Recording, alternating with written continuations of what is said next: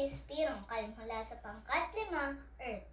At itatalakay ko sa inyo ang kahalagahan ng lokasyon ng Pilipinas at iba pang mahalagang impormasyon tungkol sa ating mahal na bansa.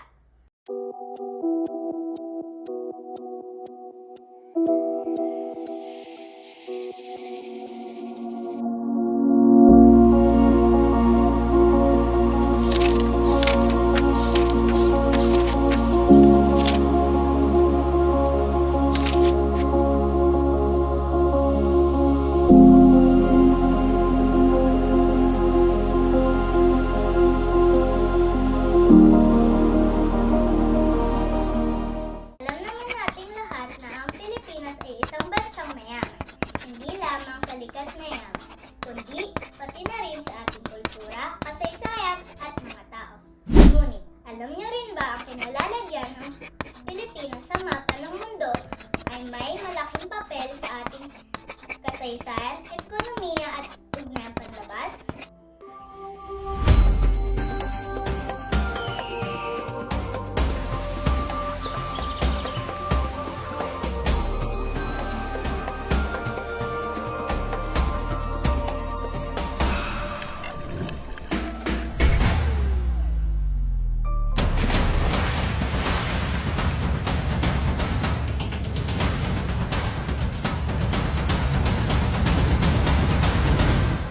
Ang Pilipinas ay matatagpuan sa Timog Silangang Asya sa kanlurang bahagi ng Karagatang Pasipiko.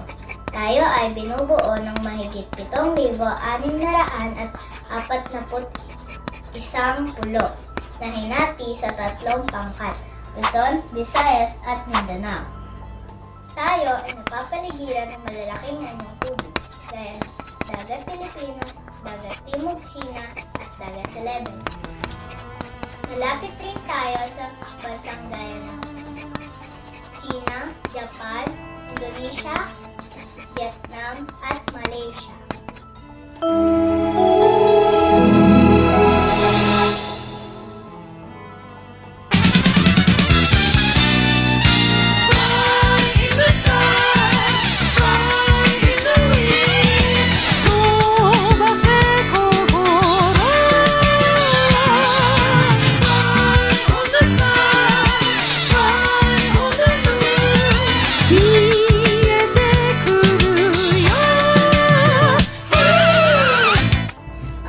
Lokasyon ay may kahalagaan sa maraming aspeto. Una, kalakalan at transportasyon dahil ang Pilipinas ay nasa gitna ng pangunahing ruta ng kalakalan sa Asya. Naging mahalaga ang ating bansa sa palitan ng produkto at serbisyo. Ang ating mga dangon ay nagsisilbing koneksyon ng silangan at kanluran. Pangalawa, panseguridad at estratehiya. Sa aspeto naman ng seguridad, ang ating lokasyon ay estratehikong mahalaga sa mga bansang may interes sa Asia-Pacific region. Dahil dito, tayo ay kadalasang kaalyado sa mga pandaigdigang kasunduan sa depensa at kapayapaan. Likas na yaman at biodiversity. Dahil malapit tayo sa Ecuador, tayo ay binihiyaan ng musiga ng likas na yaman. Mayaman tayo sa yamang dagat, kagubatan, mineral at agrikultura. Ang Pilipinas ay isa sa mga tinaguriang mega-diverse country sa buong mundo. 4. Turismo at kalikasan. Dahil sa ating mga likas na tanawin, puting bahangin, sa mga dalampasigan at magagandang bundok at lawa, ang Pilipinas ay isa sa mga paboritong puntahan ng mga turista mula sa iba't ibang bahagi ng mundo.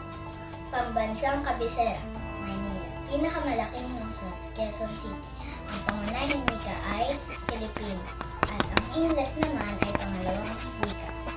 Ang populasyon ay mahigit 110 milyong katao na itinuturing sa isang pinakamalaki sa Asya.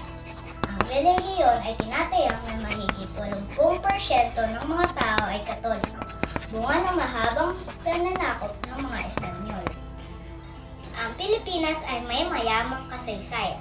Tayo ay nasakop ng ika-2 digmaang pandaigdig.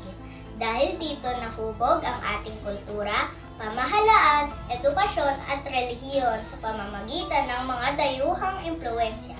Gayunpaman, hindi natin makalimutan ang ating sariling pagkakilanlan. Makikita pa rin sa ating mga wika, sayaw, awitin at kaugalian ang tatak ng pagiging tunay na Pilipino.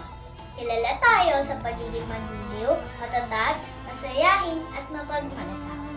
Kahit gaano man kahirap ang pinagdadaanan, kalamidad man o problema sa buhay, hindi mawawala ang ating ngiti at pagtutulungan sa isa't isa. Sa kabuuan, ang lokasyon ng Pilipinas ay hindi lamang simpleng lugar sa mapa. Ito ay may malaking papel sa ating pagkakilanlan bilang isang bansa. Mula sa kalakalan, turismo, likas na yaman at seguridad. Ang kinalalagyan natin ay nagsilbing daan sa pag-unlad at pakikisalamuha sa buong mundo.